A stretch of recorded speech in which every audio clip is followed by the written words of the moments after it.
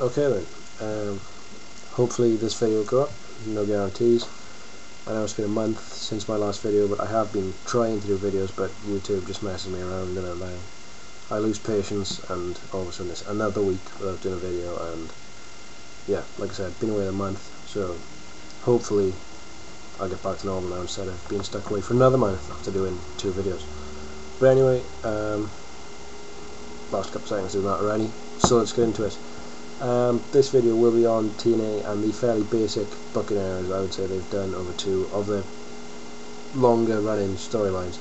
I know a lot of people might say, oh, here we go, an internet fan bashing booking, saying that's basic bookings if he knows what he's doing, but I like to think as a fan I know what is best to, well, not I know what is best, but I know what other fans would like to see and what myself as a fan likes in a feud that keeps me interested. And I think in the Sanjay Dutt Jay Lethal thing with SoCal Val, I think that they cocked this up right from the start. And the very first time they did this, they made a booking error on it, plain and simple. They decide they're going to bring in all these legends, like Kamala was there, I think, I know Jake Snake was there, some other guys went, I can't remember what pay-per-view it was it Slammiversary? Possibly, I can't remember. Anyway, that pay-per-view, the wedding for SoCal Val and Jay Lethal, and like, it was fair enough, everyone knew coming into the pay-per-view, well, not new, but everyone was like 90% sure they were going to turn Sanjay Dutt heel.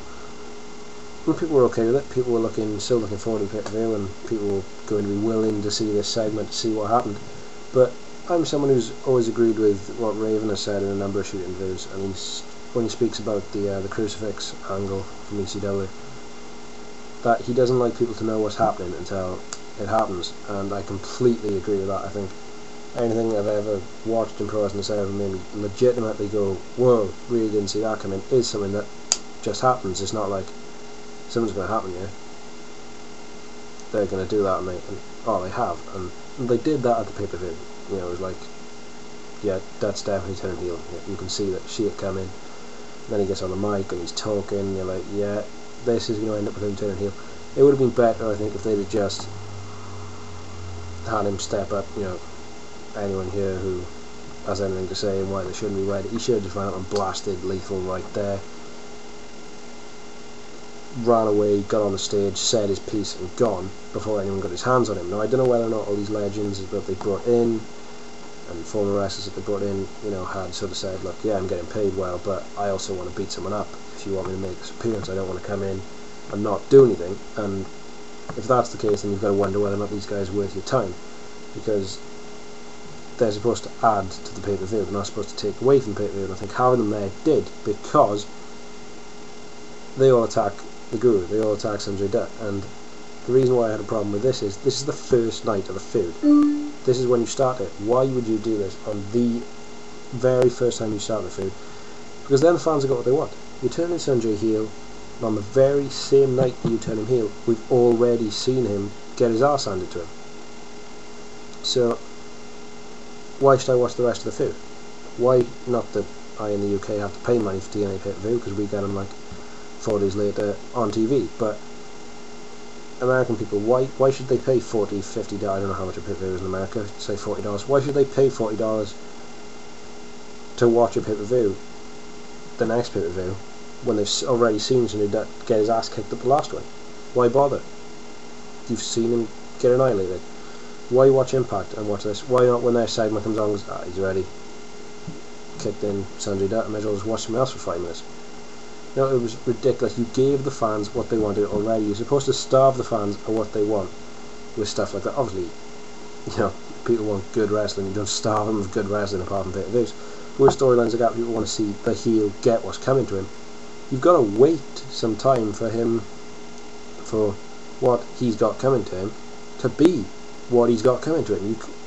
On the first night, that little speech that Sanjay made, you know, yeah, it made you go, oh, what a jackass. It didn't make you go, God, I really want to see Sanjay I really want to see Jay annihilate him and properly destroy him. It was the first night. You've got to wait over time for the impacts and teasing that he's going to get kicked in, and then eventually the pay-per-view, it happens. Bang, he gets destroyed by Jay Lethal. Or if you're going to go the other way like it did, I still don't think for some reason we've seen the end of this feud, you know, unless you fair Jay Lethal is going to carry on coming after him, but you turn it like that and you still want to see it. But again, they just spoiled the whole thing, and it put the entire pay-per-view off to the entire feud off to a flat start, having Jay Lethal get having Sanjay Dutt get assaulted like that. I thought that was needless and I didn't like it. But that's that. There's more than that though that they've done as well. The whole Jeff Jarrett thing, I think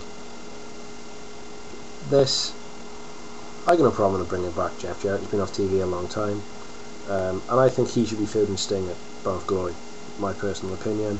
In my personal opinion as well, I think Joe as the champion, Joe going to Bound for Glory to defend the belt, they should have found a way, in my honest opinion, to have him defend it against AJ. They're the two guys. You could argue that them and Christopher Daniels are the younger guys, Daniels is like 36, that put TNA on the map. And for me, Joe's first Bound for Glory world title defense should have been AJ. Because knowing TNA, Joe may never get to go to Bound for Glory champion again. And it just should have been AJ for me. They are the two guys. It would have been a dream match. Excuse me.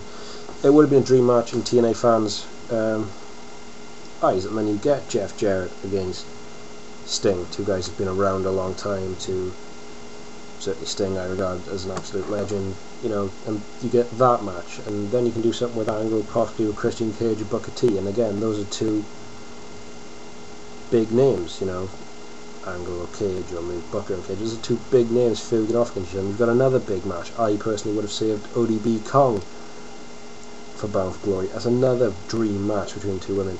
It would have been great if Gail Kim was around. I think I almost made a video on here, it wouldn't get uploaded. How I think